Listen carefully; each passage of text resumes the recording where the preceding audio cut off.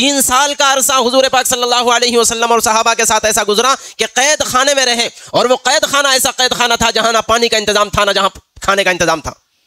صحابہ کافروں سے جنگ و جدال کرنا منع ہے، 4 مہینے میں اللہ تعالیٰ نے جنگ کرنے سے مسلمانوں کو منع فرمایا۔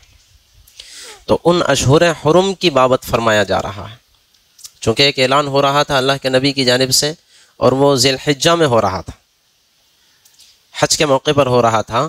تو اس وقت یہ اعلان ہو رہا ہے رب تعالیٰ کی جانب سے کہ جب اشہر حرم گزر جائیں، یعنی ذی الحجہ گزر جائے، محرم گزر جائے، تو پھر اس کے بعد کیا کرو؟ فَاقْتُلُوا الْمُشْرِكِينَ حَيْثُ وَجَدتُّمُوهُمْ، مشرکین کو جہاں چاہو پکڑ کر قتل کرو، وہ جہاں مل جائے قتل کرو۔ وَخُذُوهُمْ، اور انہیں پکڑو، وَاحْصُرُوهُمْ، اور ان کا محاصرہ کرو، وَقْعُدُوا لَهُمْ كُلَّ مَرْصَدٍ، اور ہر گھات لگانے کی جگہ بیٹھ کر ان کا گھات لگاؤ، گھات لگا کے قتل کرو۔ تو اس آیت پاک کو لے کر کے دشمنان اسلام نے بہت پہلے سے ہی اسلام پر اعتراض کیا ہے، اور آج بھی جو دشمنان اسلام ہیں وہ اعتراض کرتے ہیں۔ باضابطہ میں نے بھی دیکھا ہے، آپ لوگوں نے بھی دیکھا ہوگا، ہماری اپنی میڈیا بھی، یہاں کی ہماری اپنی انڈیا کی میڈیا نے بھی اسے کئی مرتبہ اٹھایا ہے، اور یہ کہا ہے کہ دیکھو اسلام تو دہشت گردی کی تعلیم دے رہا ہے۔ اور اس کے 2 مقاصد ہیں آج ہماری گفتگو کے۔ نمبر 1 تو بعض سادہ دل مسلمان ہوتے ہیں بیچارے، اور نیا ایک مرتبہ پہلی مرتبہ سن لیتے ہیں کہ اللہ اکبر، اتنی خطرناک باتیں اللہ تعالیٰ فرما رہے ہیں، اشہر حرم گزر جانے کے بعد ان کو قتل کرو، جہاں چاہے وہاں قتل کرو، ان کو پکڑو، گھات لگا کر ان کے خلاف بیٹھو۔ یہ تو واقعی ایسا محسوس ہو رہا گویا کہ دہشت گردی کی دعوت دی جا رہی۔ تو جو مسلمان سادہ دل ہوتے ہیں وہ بھی تھوڑے سے پریشان ہو جاتے ہیں، اور دشمنان اسلام تو اس کا ہوا کھڑا کرتے ہی ہے۔ تو پہلا مقصد تو یہ ہے کہ مسلمانوں میں سے خدا نخواستہ کوئی سادہ دل رکھنے والا مسلمان پریشان ہو تو اس کو جلا ملے، قرآن پاک کی حقیقت سمجھ میں آئے۔ اور نمبر 2 پر اس ویڈیو کے ذریعے سے دنیا بھر کے دشمنان اسلام کو جواب دیا جائے کہ جو تم سمجھ رہے ہو، یا تو سمجھ رہے ہو یا حقیقت کا تمہیں پتہ ہے، لیکن پھر بھی ابو جہل کی طرح ضد پر اڑے ہوئے ہو اسلام اور مسلمانوں کو بدنام کرنے کے لیے۔ تو جواب کے طور پر آج انشاءاللہ العزیز ہم اسی بات کو سمجھنے کی کوشش کرتے ہیں۔ دیکھو، اس کا جواب سمجھنے کے لیے بنیادی طور پر سب سے پہلے ہمیں یہ سمجھنا چاہیے کہ یہ جو آیت پاک ہے، مشرکوں کو قتل کرنے کا جو حکم دیا گیا ہے، ہمیشہ کے لیے نہیں ہے۔ فرسٹ آف آل، ایک مخصوص وقت تھا، اس وقت تک کے لیے حکم ہے، پہلی بات۔ نمبر 2 پر یہ سمجھنا چاہیے کہ یہ جو حکم دیا گیا ہے مخصوص تھوڑے سے طبقے کے لیے دیا گیا ہے، تمام مشرکین کے لیے یہ حکم نہیں ہے، آج کے زمانے کے لیے بھی نہیں ہے، اور آج کے مشرکین کے لیے بھی یہ حکم نہیں ہے۔ ہاں، یہ بات ذہن میں رکھیں، جس پوزیشن میں وہ مشرکین تھے جن مشرکین کے لیے یہ حکم دیا گیا ہے، اسی پوزیشن میں اگر آج مشرکین آتے ہیں تو پھر ان کے ساتھ وہی حشر کیا جائے گا، مسلح میں ہم سر تسلیم خم کرتے ہیں، اور اس کا علاج وہی ہے۔ اس پوزیشن میں اگر آ جائیں دشمنان اسلام، جس پوزیشن میں وہ لوگ تھے، اس کیفیت میں آ جائے جس کیفیت میں وہ لوگ تھے، تو آج بھی ان کے ساتھ وہی حشر کیا جائے گا جو کل اس سے پہلے کیا گیا۔ نمبر 2 پر یہ سمجھنا چاہیے۔ اس کے بعد اس آیت پاک کا صحیح مفہوم ہمیں سمجھ میں آئے، دشمنان اسلام کے سوال کا صحیح جواب ہمیں سمجھ میں آئے، اس سے پہلے ہمیں یہ سمجھنا چاہیے کہ یہ آیت نازل ہوئی ہے فتح مکہ کے وقت میں، جب مکہ فتح ہوا اس وقت یہ آیت پاک نازل ہوئی، اور اس وقت میں مشرکوں کی، کافروں کی 4 قسمیں تھیں۔ اچھی طرح سے ذہن میں رکھیں، جو لوگ ماشاءاللہ پڑھے لکھے ہیں، ذہین ہیں، ان کو بہت اچھی طرح بات سمجھ میں آئے گی، اور انشاءاللہ مزہ بھی آئے گا۔ آپ دیکھیں، مشرکین کی اس وقت 4 قسمیں تھیں۔ نمبر 1 وہ مشرکین تھے کہ جن کا مسلمانوں کے ساتھ کسی قسم کا کوئی معاہدہ نہیں تھا۔ بھائی جنگ بندی کے معاہدے ہوتے ہیں نا، ایسا کوئی معاہدہ مسلمانوں کے ساتھ نہیں تھا، ایک ٹولی، ایک جماعت تو مشرکوں کی وہ تھی۔ دوسری قسم ان مشرکین کی تھی جن کے ساتھ معاہدہ تو تھا لیکن اس کی کوئی حد متعین نہیں تھی، ہمارا معاہدہ سال بھر کے لیے، 2 سال کے لیے، 5 سال کے لیے، 10 سال کے لیے، ایسی کوئی متعینہ مدت طے نہیں تھی۔ یہ دوسری قسم کے مشرکین۔ تیسرے مشرکین کی وہ قسم تھی کہ جن کے ساتھ مسلمانوں کا معاہدہ تھا اور حد بندی کا معاہدہ تھا۔ یہ اعلان کے وقت میں ان کے مزید ابھی معاہدے کے 9 مہینے باقی تھے۔ یہ تیسری قسم۔ لیکن ان لوگوں نے مسلمانوں کے ساتھ کسی قسم کی عہد شکنی نہیں کی تھی، معاہدے میں دھوکہ نہیں کیا تھا۔ یہ تیسری قسم۔ چوتھی قسم ان مشرکین کی تھی کہ جن کے ساتھ مسلمانوں کا معاہدہ تھا اور ان لوگوں نے اس معاہدے کو توڑ دیا تھا، مسلمانوں کے ساتھ دھوکہ کیا تھا۔ یہ 4 قسم یہ سمجھ میں آ گئی۔ نمبر 1 وہ جن کے ساتھ کسی قسم کا کوئی معاہدہ نہیں تھا۔ نمبر 2 وہ جن کے ساتھ معاہدہ تھا تو صحیح لیکن اس کی کوئی میعاد متعین نہیں تھی۔ نمبر 3 وہ جن کے ساتھ معاہدہ تھا اور ان کی میعاد متعین تھی، اعلان کے وقت میں 9 مہینے ابھی باقی تھے، لیکن ان لوگوں نے مسلمانوں کو دھوکہ نہیں دیا تھا۔ چوتھی قسم کے وہ مشرکین تھے جن لوگوں کے ساتھ معاہدہ تھا لیکن ان لوگوں نے مسلمانوں کو دھوکہ دیا تھا۔ اور وہ دھوکہ کس طرح سے دیا تھا یہ سمجھ لیجیے۔ اصل میں سن 6 ہجری میں ہمارے نبی محمد الرسول اللہ صلی اللہ علیہ وسلم، واقعہ بڑا مشہور ہے، تقریباً سبھی لوگ جانتے ہیں، عمرہ کرنے کے لیے مکہ مکرمہ مدینہ منورہ سے تشریف لا رہے تھے۔ حدیبیہ کے مقام پر مشرکین مکہ نے حضور کو اور صحابہ کو روک لیا، بڑا تفصیلی واقعہ ہے، اور وہاں مکہ مکرمہ میں داخل ہونے سے حضور کو روک دیا۔ بہرحال صحابہ وہاں بڑے پریشان ہوئے، صحابہ لڑنے اور جنگ کرنے کے لیے بھی تیار تھے۔ اللہ کے نبی بس حکم دیجئے ان کا خاتمہ کرتے ہیں اور حج کر کے آتے ہیں، یہ ہمیں کون ہوتے ہیں روکنے والے وغیرہ وغیرہ۔ لیکن آقا صلی اللہ علیہ وسلم نے مصلحت کے پیش نظر اللہ تعالیٰ کے اشارے سے وہاں پر مشرکین سے معاہدہ کیا۔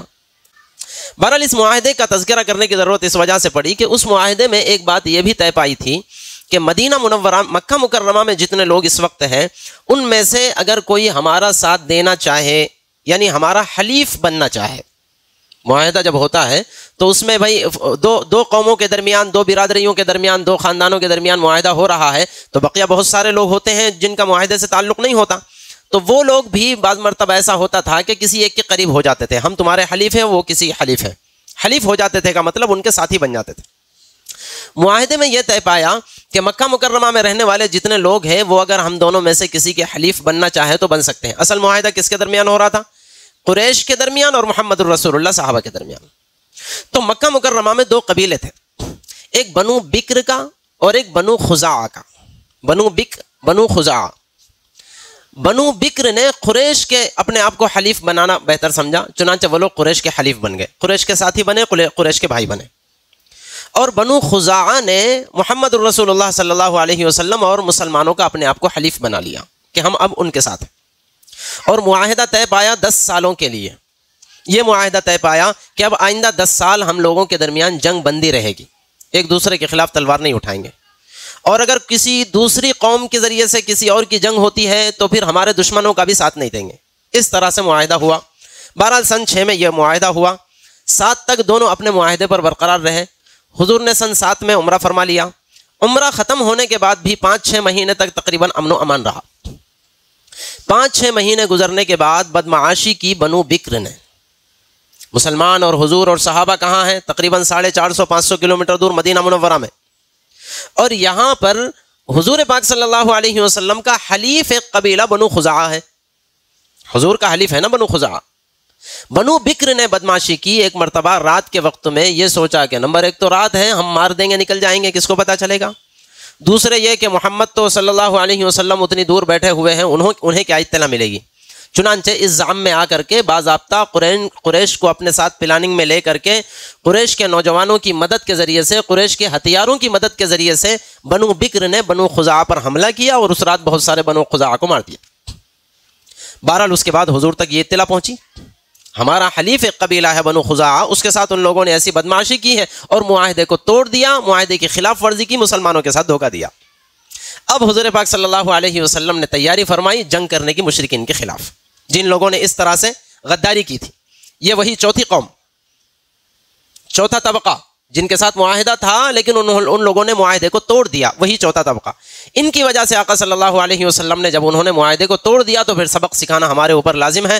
تیاری کر کے حضور وہاں سے نکلے، اور پھر جنگ بدر میں مسلمانوں کے ساتھ اللہ تعالیٰ کی مدد اور نصرت کو مشرکین مکہ نے دیکھ لیا تھا جب دیکھا کہ آقا صلی اللہ علیہ وسلم اتنے پر اعتماد اپنے صحابہ کو، جانثار صحابہ کو ساتھ لے کر آ رہے ہیں، تو ان لوگوں نے محسوس کر لیا کہ اب ہمارے اندر ان سے مقابلے کی طاقت نہیں ہے، چنانچہ ہتھیار ڈال دیے اور بغیر کسی قتل و خون خرابے کے مکہ اللہ تبارک و تعالیٰ نے فتح فرما دیا، مکہ فتح ہو گیا۔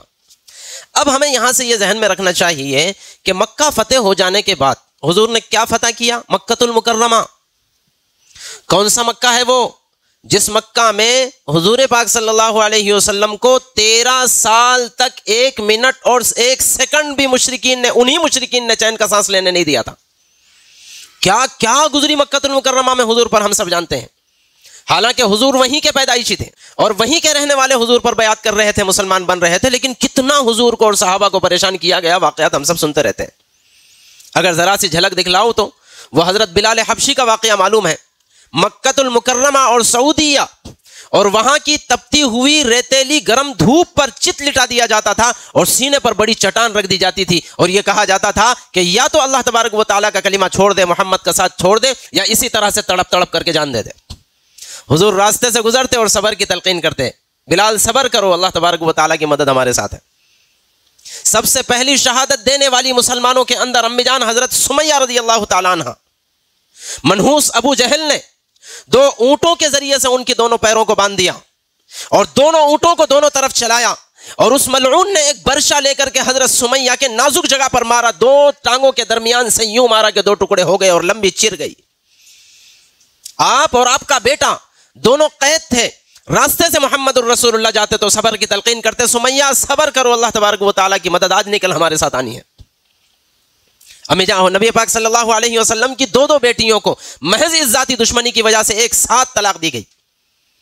محمد الرسول اللہ صلی اللہ علیہ وسلم کعبۃ اللہ کے سامنے سجدے میں ہیں، کچھ اوباش قسم کے نوجوان اور بندے وہاں پر بیٹھے ہوئے ہیں، دیکھتے ہیں محمد الرسول اللہ نماز پڑھ رہے ہیں اور مذاق میں کہتے ہیں کہ چلو محمد کا مذاق اڑانے کا موقع ہے، مذاق اڑائیں گے۔ ہاں بالکل مذاق اڑائیں گے۔ اور اونٹ کی اوج، ہم جانوروں کو ذبح کرتے ہیں تو ہم جانتے ہیں ایک تھیلی ہوتی ہے جس میں گندگی ان کا پاخانہ بھرا ہوا ہوتا ہے، وہ جو اونٹ کی اوج ہوتی ہے وہ حضور پاک صلی اللہ علیہ وسلم کی پیٹھ پر لا کر رکھ دیتے ہیں۔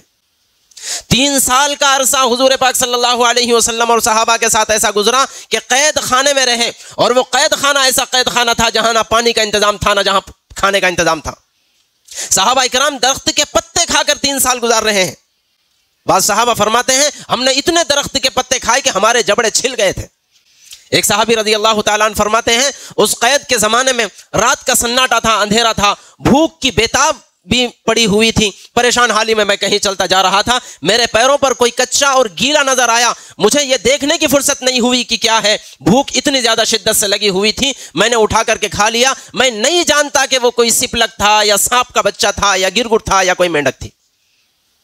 ان حالات میں صحابہ کرام رضوان اللہ علیہم اجمعین، یہ مختصر سے 1-2-4 گنائے ہیں میں نے، ہزاروں واقعات ہیں صحابہ کرام کے، مسلسل مشرکین مکہ نے پریشان کیا، اتنے پریشان ہوئے کہ حضور نے صلی اللہ علیہ وسلم حبشہ کی طرف جانے کا حکم دیا۔ چند ایک صحابہ کرام حبشہ چلے گئے تو ان ملعونوں نے وہاں بھی چین سے رہنے نہیں دیا، وہاں جا کر کے بادشاہ سے شکایت کی کہ یہ لوگ خراب ہیں، ہمارے پرانے دین کو چھوڑ کر کے نئے دین کو اختیار کر رہے ہیں، ہم گزارش کرتے ہیں کہ انہیں حوالے کر دیا جائے۔ اور پھر جب اتنے زیادہ پریشان ہوئے کہ آخرکار اللہ تبارک و تعالیٰ نے مدینہ منورہ ہجرت جانے کا حکم دیا، صحابہ کرام مدینہ تشریف لے گئے، تو پھر یہ مشرکین مکہ، یہی دشمنان اسلام صحابہ کرام کو مدینہ جانے والے پکڑ کر کے روکا کرتے تھے۔ صحابہ چھپا کر مدینہ جایا کرتے تھے۔ حضور اپنے گھر سے نکلے، لاکھوں اور کروڑوں کا انعام طے کر کے ان کے پیچھے لوگوں کو لگا دیا کہ محمد کو کوئی پکڑ کر کے لائے۔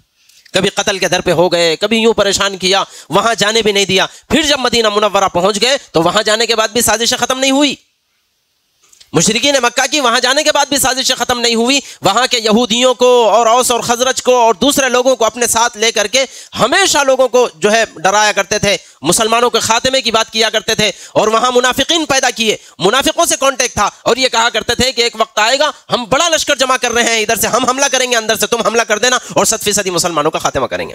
اتنے زیادہ مسلمانوں کے در پہ تھے اور اتنے بڑے مسلمانوں کے دشمن تھے۔ اب اندازہ لگائیں اگر محمد الرسول اللہ صلی اللہ علیہ وسلم اتنا زیادہ ستانے والے دشمنوں کے شہر پر فتح یاب ہو رہے ہیں تو آج کا ماحول ہو تو آدمی کیا کرے گا؟ ٹکڑے نہیں کر دیے جائیں گے سب؟ قید و بند کی سزائیں نہیں دے دی جائے گی سب کو؟ تڑپا کر نہیں مارا جائے گا؟ آقا صلی اللہ علیہ وسلم فتح یاب ہو کر مکہ مکرمہ تشریف لائے، اور پھر یہ 4 ٹکڑیاں ہوئی تھیں۔ اللہ تبارک و تعالیٰ کا فرمان آیا، اندازہ لگائے۔ سب سے پہلے تو یہ ذہن میں رکھیں، یہ جو 4 جماعتیں میں نے بتائی ہیں، یہ 4 کی 4 جماعتیں مسلمانوں کو ستانے میں ساتھ تھی۔ وہ جو 13 سال پہلے مسلمانوں کو ستایا گیا نا، ان میں سے ایک جماعت بھی مسلمانوں کو ستانے سے دور نہیں تھی، سب کے سب نے مل کر ستایا تھا، سب کے سب نے مل کر ستایا تھا۔ اس کے بعد یہ جو معاہدات ہوئے تھے وہ تو مسلمانوں کی طاقت کا کچھ اثر ظاہر ہو جانے کے بعد ہوئے تھے، اس سے پہلے تو سبھی دشمن تھے، اس سے پہلے تو سبھی نے ستایا تھا، اس سے پہلے تو سبھی نے بھگا دیا تھا، اس سے پہلے تو سبھی نے تانے دیے تھے، اس سے پہلے تو سبھی نے مل کر کے محمد رسول اللہ کے قتل کی سازش کی تھی۔ ہر قبیلے کا ایک نوجوان تھا جس وقت حضور کی شہادت اور حضور کے قتل کا پلان ہوا تھا۔ بہرحال یہ سب کے سب موجود تھے، لیکن اس کے بعد پھر جب مسلمانوں کا اثر و رسوخ بڑھا تو ان لوگوں نے معاہدات کیے تھے، اس وجہ سے یہ 4 جماعتیں بنی تھی۔ تو ان آیات میں جو آیات یہاں بیان کی گئی ہے، اب ہمیں سمجھنے میں شاید آسانی ہوگی۔ اللہ تبارک و تعالیٰ پہلی اور دوسری، ان 2 آیات میں پہلی اور دوسری جو ٹکڑیاں ہیں، کیا بیان کیا تھا میں نے؟ نمبر 1 وہ جن کے ساتھ کسی قسم کا معاہدہ نہیں تھا، نمبر 2 وہ جن کے ساتھ معاہدہ تو تھا لیکن اس کی کوئی مدت متعین نہیں تھی۔ ان دونوں کے لیے اللہ تبارک و تعالیٰ یہاں فرماتے ہیں کہ اب تمہیں 4 مہینے کی مہلت ہے، 4 مہینے تک سکون سے یہاں رہو، اور 4 مہینے کے بعد پھر یا تو مسلمان بنو یا تو پھر یہاں سے اپنا تنتا بنتا باندھو۔ اتنے کٹر دشمن ہو تم لوگوں نے 13 سال تک ہمیں ستایا ہے، عقل کا تقاضا تو یہ ہے کہ تمہیں ختم کر دیا جائے، لیکن ہمارا دین ہمیں ختم کرنا نہیں سکھاتا، رحمت للعالمین بنا کر مجھے بھیجا گیا ہے، اس لیے میں تمہیں مہلت دیتا ہوں، مزید 4 مہینے کے سکون سے لو، تمہیں کوئی چھیڑے گا نہیں۔ 4 مہینے کے بعد وہ لوگ بھی جن کے ساتھ معاہدہ نہیں تھا لیکن بہرحال تم ان کے بھائی ہو، یا تو اپنی 100% اصلاح چاہتے ہو تو اصلاح کر لو تو تم ہمارے بھائی ہو، اور اگر پھر بھی اسی روش پر باقی رہتے ہو تو پھر 4 مہینے کے بعد یہاں سے علیحدہ ہو جاؤ، پھر یہاں رہنے کی تمہیں اجازت نہیں رہے گی۔ نمبر 1۔ نمبر 2 پر وہ لوگ جن کے لیے معاہدہ تھا لیکن اس کی کوئی وقت متعین نہیں تھی، تو وقت متعین ان کے لیے نہیں تھا تو ان کے لیے بھی یہی حکم کہ تمہارے لیے بھی 4 مہینے کی مہلت ہے، 4 مہینے کے بعد تمہیں بھی یہاں سے چلے جانا پڑے گا، البتہ ہاں اگر تم اپنی اصلاح کر لیتے ہو تو پھر تم ہمارے بھائی ہو، خوشی کے ساتھ یہاں رہ سکتے ہو۔ دونوں کے لیے یہ حکم ہے۔ نمبر 3 کے لیے، نمبر 3 کون سا قبیلہ تھا، کون سا گروہ تھا؟ جن کے ساتھ معاہدہ تو تھا لیکن ان لوگوں نے عہد شکنی نہیں کی تھی، مسلمانوں کو دھوکہ نہیں دیا تھا، اور ان کے 9 مہینے ابھی باقی تھے، تو ان کے لیے کہا جا رہا ہے کہ 9 مہینے باقی ہے، سکون سے 9 مہینے یہاں تک رہو، ہم تمہارے معاہدے کو توڑنا بھی نہیں چاہتے، ٹھیک ہے ہم نے تمہارے شہر کو فتح کر لیا، اب ہماری حکومت یہاں آ گئی، اب ہم جو چاہے وہ کر سکتے ہیں، عدالت ہماری بن گئی، پولیس ہماری بن گئی، طاقت ہماری بن گئی، ذرے ذرے پر مٹی کے ہمارا قبضہ ہو گیا ہے، لیکن پھر بھی ہم رحمت للعالمین ہے، تمہیں چھیڑیں گے نہیں، 9 مہینے تک تمہارا ہمارا معاہدہ ہے، اسے ہم برقرار رکھیں گے، البتہ 9 مہینے کے بعد جانا چاہو تو چلے جاؤ، ہاں اگر اصلاح اپنی کر لینا چاہتے ہو تو پھر ہمارے ساتھ رہ سکتے ہو، اسی بدماشی کے ساتھ رہنے نہیں دیں گے، اصلاح کر لیتے ہو تو رہو، ورنہ 9 مہینے کے بعد ہمارا شہر خالی کرو۔ یہ تیسری ٹکڑی کے لیے حکم۔ چوتھی جو ٹکڑی تھی جن لوگوں نے عہد شکنی کی تھی، اب ان کے لیے ہم تھوڑا سا دماغ سے اپنے کام لے، آج کے زمانے میں میں اور آپ ہی ہوتے تو کیا کرتے؟ معاہدہ تھا، 13 سال تک اتنا ستایا اور سب سے پیش تر رہے مسلمانوں کو ستانے، حضور کو ستانے، ذلیل کرنے میں، اس کے بعد معاہدہ ہوا تو معاہدے کو بھی توڑ دیا، اور بنو خزاعہ جو ہمارا حلیف تھا اس کے ساتھ مار دھاڑ کی اور ان کے بہت سارے نوجوانوں کو قتل کیا، تو اب ان کے ساتھ کیا حشر ہونا چاہیے تھا؟ پھر بھی قرآن یہ کہہ رہا ہے چونکہ اشہر حرم چل رہے ہیں اس لیے مزید 2 مہینے ان کو بھی مہلت دی جاتی ہے، ان 2 مہینوں کے بعد اگر یہ لوگ اپنی اصلاح کر لیتے ہیں تو سبحان اللہ، اصلاح نہیں کرتے پھر بھی یہاں رہتے ہیں، تب حکم ہے کہ ان کو جہاں چاہو سپاؤ مارو۔ اب بتائیں قرآن پاک کوئی دہشت گردی کی تعلیم دے رہا ہے؟ یہ اندازہ لگائیں جنہوں نے 13 سال تک ستایا، ان میں سے ایک ٹکڑی کو کہا جا رہا ہے کہ 4 مہینے کی مہلت ہے، دوسری ٹکڑی کو 4 مہینے کی مہلت ہے، تیسری ٹکڑی کو 9 مہینے کی مہلت ہے، اور جن خبیثوں نے ابھی سے اپنے عہد و پیمان کو توڑا ہے، دھوکہ دیا ہے، ان سے بھی کہا جا رہا ہے کہ مزید تمہارے لیے 2 مہینے کی مہلت ہے، اور پھر ان 2 مہینے کی مہلت کے بعد تم اپنے آپ کو سدھار لیتے ہو تو سبحان اللہ، نہیں سدھارتے ہو تو اس کے بعد حکم دیا جا رہا ہے کہ جہاں چاہو ان خبیثوں کو قتل کرو۔ یہ بھی نہیں کیا جائے گا تو کیا کیا جائے گا بتائیں؟ دنیا میں کوئی سیاست باقی رہے گی؟ ہم کہتے ہیں دنیا بھر کے اسلام اور مسلمانوں پر قرآن پاک کی اس آیت کو لے کر اعتراض کرنے والوں سے ساری دنیا میں، دنیا کی پوری تاریخ میں کوئی ایک مثال ایسی پیش کر کے دکھائیں جنہوں نے، اچھا اور دوسرا پوزیشن ذہن میں رکھیں، پوزیشن اس وقت محمد الرسول اللہ کی کیا ہے؟ فاتح بن چکے ہیں، قبضے میں آ چکا ہے مکہ المکرمہ، اس کے بعد یہ حکم ہے، یہاں ذرا سے بم بنا لیے اور ذرا سی دنیا میں طاقت آ گئی تو آج اس کو ہڑکا رہے ہیں، کل اس کو ہڑکا رہے ہیں۔ قرآن کہتا ہے براۃ من اللہ ورسولہ الی الذین عاہدتم من المشرکین، برات ہے اللہ اور اس کے رسول کی جانب سے ان مشرکین کے لیے جن لوگوں نے تمہارے ساتھ معاہدہ کیا ہے، دوسری کیٹیگری کے لوگ، فسیحوا فی الارض 4 اشہر، وہ لوگ زمین میں 4 مہینے گھوم پھر لیں، کوئی ان کو چھیڑے گا نہیں۔ وَاعْلَمُوا أَنَّكُمْ غَيْرُ مُعْجِزِ اللَّهِ، بتا دیا گیا اور یاد رکھو تم اللہ تبارک و تعالیٰ کو عاجز نہیں کر سکتے، اللہ کے سامنے تم حکومت نہیں چلا سکتے۔ وَأَنَّ اللَّهَ مُخْزِي الْكَافِرِينَ، اور اللہ تبارک و تعالیٰ کافروں کو رسوا کرنے والا ہے۔ اور پہلے 2 کیٹیگری کے لوگوں کا۔ اس کے بعد جو تیسری کیٹیگری تھی جن کو 9 مہینے کی مہلت دی گئی، آیت نمبر 4 میں اللہ تعالیٰ فرماتے ہیں إِلَّا الَّذِينَ عَاهَدتُّم مِّنَ الْمُشْرِكِينَ، مگر وہ لوگ، وہ مشرکین جن سے تم لوگوں نے معاہدہ کیا ہے، مسلمانوں سے کہا جا رہا ہے، وہ مشرکین جن سے تم لوگوں نے معاہدہ کیا ہے، ثم لم ينقصوكم شيئا، اور ان لوگوں نے معاہدے کو نہیں توڑا، کسی قسم کی کمی زیادتی نہیں کی ہے، ولم يظاهروا عليكم احدا، اور تمہارے خلاف کسی کی انہوں نے مدد بھی نہیں کی ہے، معاہدے کو توڑا بھی نہیں اور تمہارے خلاف کسی تمہارے دشمن کی مدد بھی نہیں کی ہے، فَأَتِمُّوا إِلَيْهِمْ عَهْدَهُمْ إِلَى مُدَّتِهِمْ، تو ان کی مدت تک ان کے عہد کو مکمل کرو، 9 مہینے باقی تھے، 9 مہینے مکمل کرو۔ ان اللہ یحب المتقین، اللہ تبارک و تعالی متقیوں کو پسند فرماتے ہیں۔ اس کے بعد جو چوتھی کیٹیگری کے مشرکین ہیں ان کے بارے میں اللہ تعالیٰ فرماتے ہیں فَإِذَا انْسَلَخَ الْأَشْهُرُ الْحُرُمُ، پھر جب اشہر حرم گزر جائیں تو پھر کیا کرو، فَاقْتُلُوا الْمُشْرِكِينَ حَيْثُ وَجَدتُّمُوهُمْ، تو پھر ایسے خبیثوں کو جو چوتھی کیٹیگری کے ہیں پکڑ کر کے قتل کرو، اور جہاں چاہو وہاں قتل کرو۔ وَجَدتُّمُوهُمْ وَخُذُوهُمْ، اور انہیں پکڑو، وَاحْصُرُوهُمْ، ان کو گھیرے میں لو، وَاقْعُدُوا لَهُمْ كُلَّ مَرْصَدٍ، اور ہر گھات لگانے کی جگہ ان کے خلاف بیٹھو۔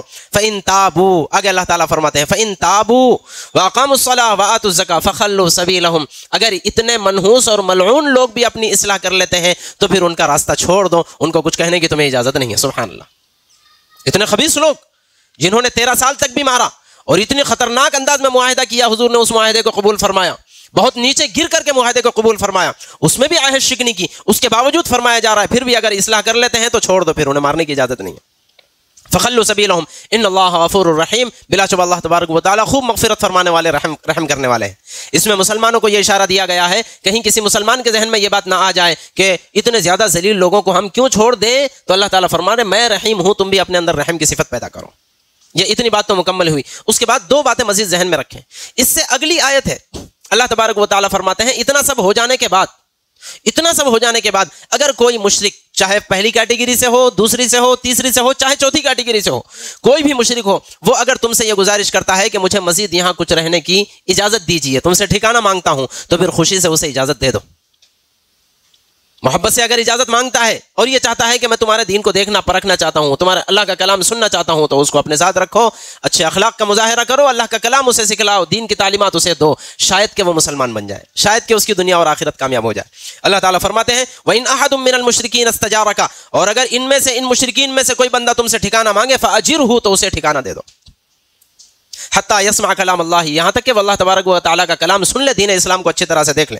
ثم ابلغہ مأمنہ، اس کے بعد کیا حکم ہے، پھر اسے امن کی جگہ پہنچاؤ، یہ خود تمہاری ذمہ داری ہے۔ سبحان اللہ، اتنا ہو جانے کے باوجود ٹھکانہ مانگتا ہے تو ٹھکانہ دو، دین کی تعلیمات اس کے سامنے پیش کرو۔ اس کے بعد پھر وہ اگر اسلام لانا نہیں چاہتا ہے، یہاں سے چلا جانا چاہتا ہے، تو اس کے امن کی جگہ پہنچانا تمہاری حفاظت کے ساتھ تمہاری ذمہ داری ہے۔